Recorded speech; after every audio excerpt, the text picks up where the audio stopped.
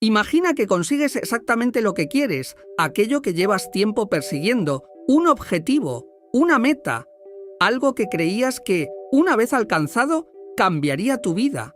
Trabajas, te esfuerzas, sacrificas tiempo, energía y, finalmente, lo consigues. Por un momento, todo parece encajar. Sientes satisfacción, alivio, incluso felicidad.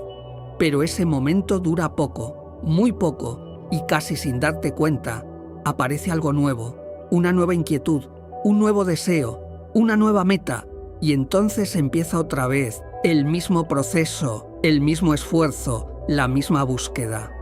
Arthur Schopenhauer, uno de los filósofos más influyentes del siglo XIX, observó este patrón con una claridad incómoda y llegó a una conclusión que muchos preferirían no escuchar. La vida oscila constantemente entre el deseo y el aburrimiento. Cuando no tenemos lo que queremos, sufrimos. O cuando lo conseguimos, dejamos de valorarlo y aparece el vacío. Este ciclo, según Schopenhauer, no es un error. Es la estructura misma de la existencia. Pero para entender por qué ocurre, tenemos que comprender su idea central, la voluntad. Para Schopenhauer, la realidad no está gobernada por la razón. No es un sistema ordenado que responde a la lógica humana. No está diseñada para encajar con nuestras expectativas, ni sigue un propósito consciente que podamos comprender fácilmente. Aunque nos gustaría pensar que el mundo tiene un sentido claro, que todo ocurre por una razón. Schopenhauer propone una idea mucho más incómoda. La realidad está gobernada por algo mucho más profundo, algo más primitivo, más constante, más difícil de controlar, algo que él llamó la voluntad. Pero la voluntad, en su filosofía, no es lo que normalmente entendemos por querer algo, no es una decisión puntual, no es una intención consciente, no es un deseo concreto que aparece y desaparece. Es algo mucho más fundamental, es una fuerza constante, una energía que atraviesa toda la existencia, un impulso que no se detiene, que no descansa, que no necesita justificación. Está presente en todo lo que vive, en los animales, en la naturaleza, en el crecimiento de las plantas, en el movimiento de los cuerpos y, por supuesto, en los seres humanos. Es el impulso de vivir, de continuar, de expandirse, de afirmarse, de buscar, de desear. En los humanos esta voluntad se vuelve consciente y adopta una forma muy específica, el deseo. Siempre queremos algo, aunque no siempre sepamos exactamente qué. Algo más, algo diferente, algo que todavía no tenemos. Y algo que creemos que nos falta. Ese impulso nos mueve, nos hace avanzar, nos hace actuar, pero también nos mantiene en un estado constante de tensión, porque desear implica no tener. Implica sentir que lo que hay ahora no es suficiente. Y lo más importante, ese deseo nunca se detiene. No hay un punto final, no hay una meta definitiva que lo cierre. Cuando conseguimos algo, cuando alcanzamos aquello que queríamos, por un instante parece que todo se calma. Pero es solo un momento, porque la voluntad no desaparece, no se satisface, no se apaga, simplemente se desplaza, cambia de dirección, busca un nuevo objetivo, un nuevo motivo, una nueva carencia, y entonces el ciclo comienza de nuevo, una vez más, de forma casi invisible, pero constante, y así sin darnos cuenta, quedamos atrapados en un movimiento continuo e impulsados por algo que nunca termina de saciarse. El problema del deseo. Aquí aparece el núcleo del pensamiento de Schopenhauer, una idea sencilla en apariencia pero profundamente incómoda cuando se comprende en toda su dimensión. Para él, el deseo es la raíz del sufrimiento, no como una afirmación superficial, sino como una observación directa sobre la forma en que funciona nuestra experiencia. Porque desear implica falta, implica carencia, implica reconocer de forma consciente o inconsciente que lo que tenemos ahora no es suficiente, que hay algo que nos falta, algo que necesitamos alcanzar. Y en el momento en que aparece ese deseo, dejamos de estar en paz. Nuestra atención ya no está en el presente, se desplaza, se proyecta hacia adelante, hacia algo que todavía no existe, hacia una posibilidad que imaginamos como mejor. Es como necesaria, como imprescindible para sentirnos completos. Vivimos entonces en tensión, en una especie de incomodidad constante, no necesariamente intensa, pero sí persistente, como un fondo silencioso que nos empuja a movernos, a buscar, a intentar alcanzar aquello que creemos que nos dará satisfacción. Y durante ese proceso, muchas veces dejamos de ver lo que ya tenemos, dejamos de habitar el presente, porque nuestra mente está orientada hacia lo que falta. Pero lo más revelador en el pensamiento de Schopenhauer no es esto, es lo que ocurre después, cuando finalmente conseguimos aquello que deseábamos, ese momento que imaginábamos como definitivo, como el punto en el que todo se resolvería. Al principio aparece una sensación de alivio, incluso de satisfacción, pero es breve, muy breve, porque la voluntad no se detiene, no desaparece con el logro, no queda satisfecha de forma permanente, simplemente cambia de objeto, se desplaza hacia algo nuevo, aparece un nuevo deseo, una nueva meta, una nueva sensación de carencia y, casi sin darnos cuenta, volvemos a empezar. El mismo movimiento, la misma búsqueda, la misma estructura, una y otra vez. Y así, la vida se convierte en un ciclo continuo, en el que creemos avanzar hacia algo definitivo, pero en realidad estamos siendo arrastrados por un impulso que nunca termina de saciarse: el aburrimiento. Pero el problema no termina ahí, porque si el deseo fuera lo único que nos afecta, quizá bastaría con aprender a gestionarlo. Quizá podríamos encontrar una forma de equilibrarlo, de controlarlo, de reducir su impacto. Pero Schopenhauer observa algo más, algo que completa el cuadro, de cuando no estamos deseando algo activamente, cuando por un momento dejamos de perseguir, cuando no hay una meta inmediata que nos impulse, aparece otro estado, más silencioso, pero igualmente inquietante: el aburrimiento. Ese estado en el que aparentemente todo está en calma.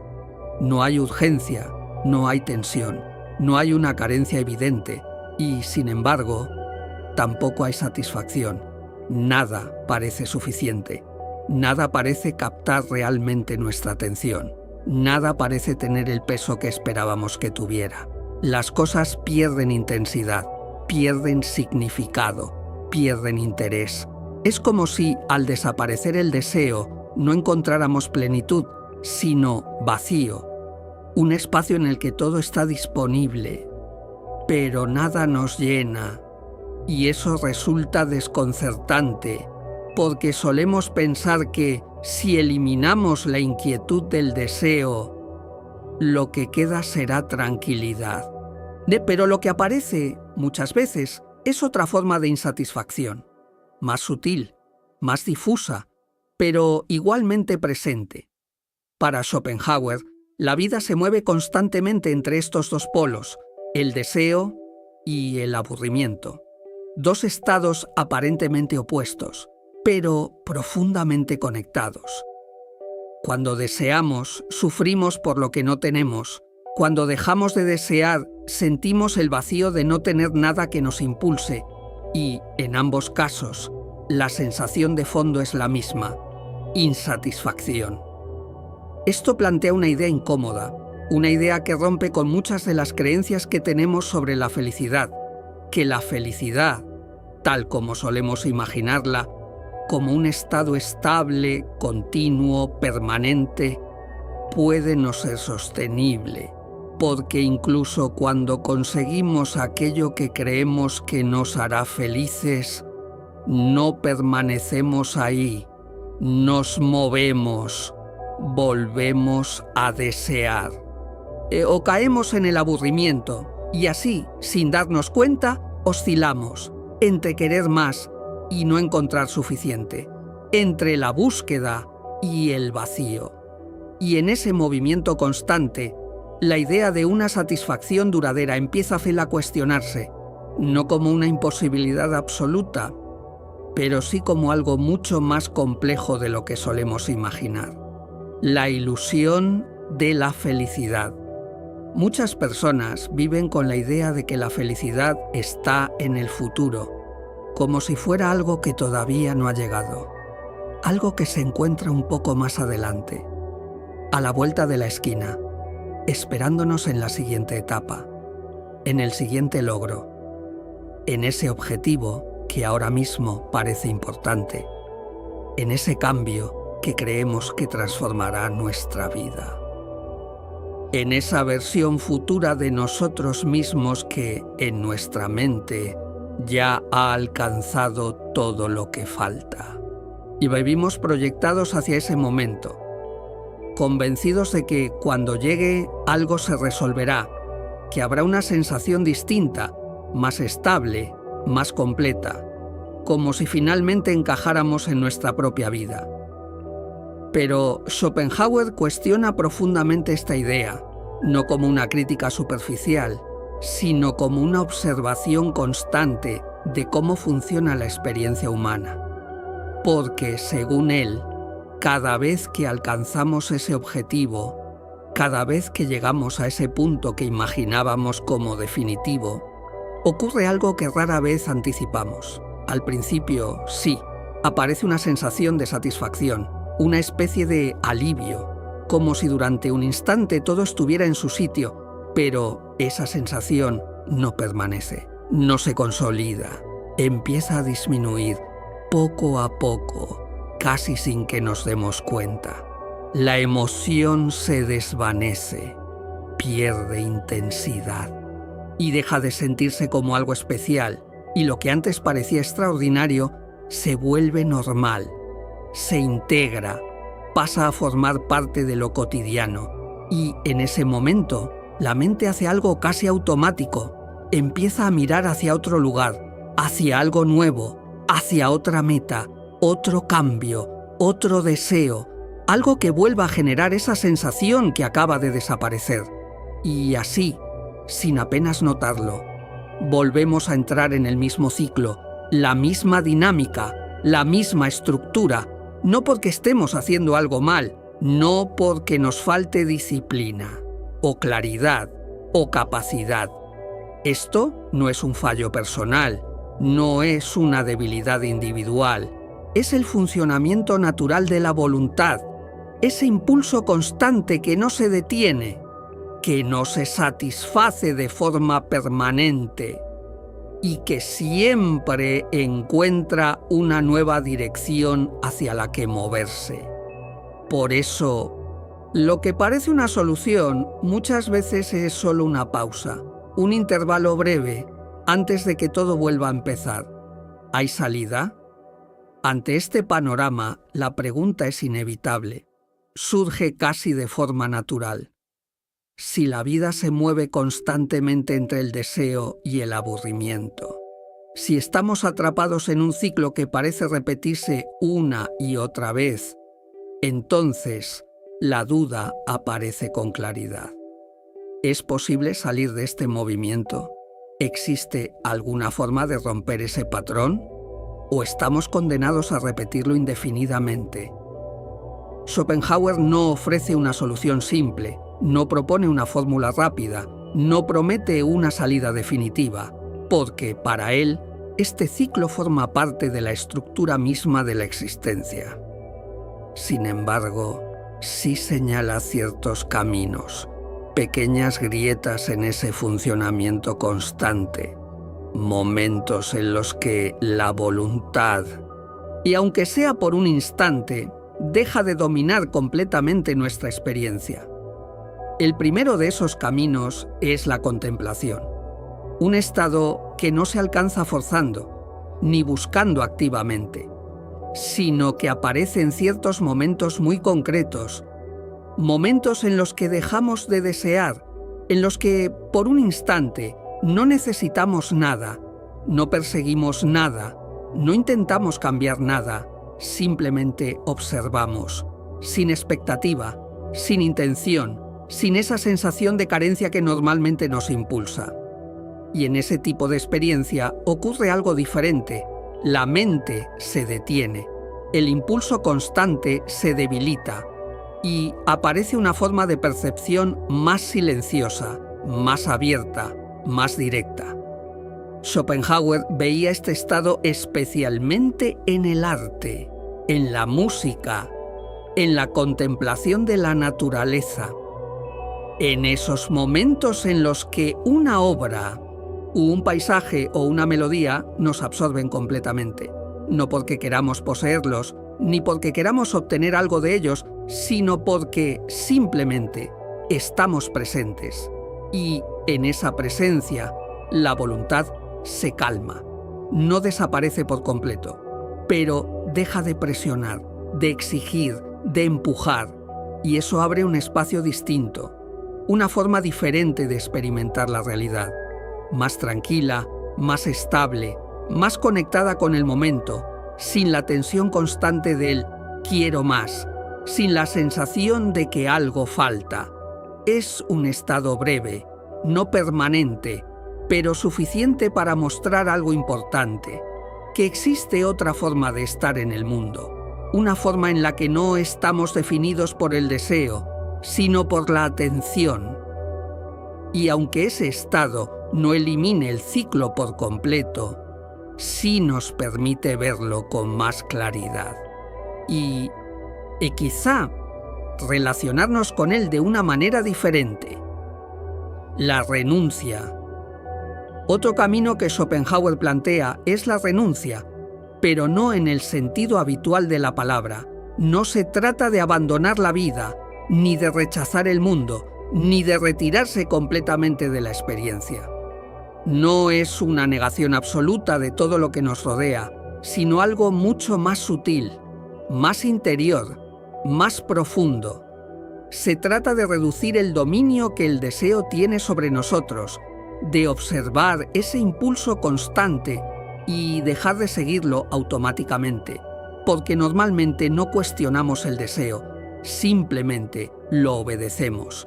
Aparece una necesidad, una idea, una sensación de falta, y casi de inmediato nos ponemos en movimiento, buscamos, perseguimos, intentamos llenar ese vacío, pero la renuncia, en el sentido que plantea Schopenhauer, implica hacer una pausa, crear una distancia, no reaccionar de forma automática, no dejarnos arrastrar constantemente por la necesidad de tener más logros, más reconocimiento, más experiencias, más estímulos, más cosas.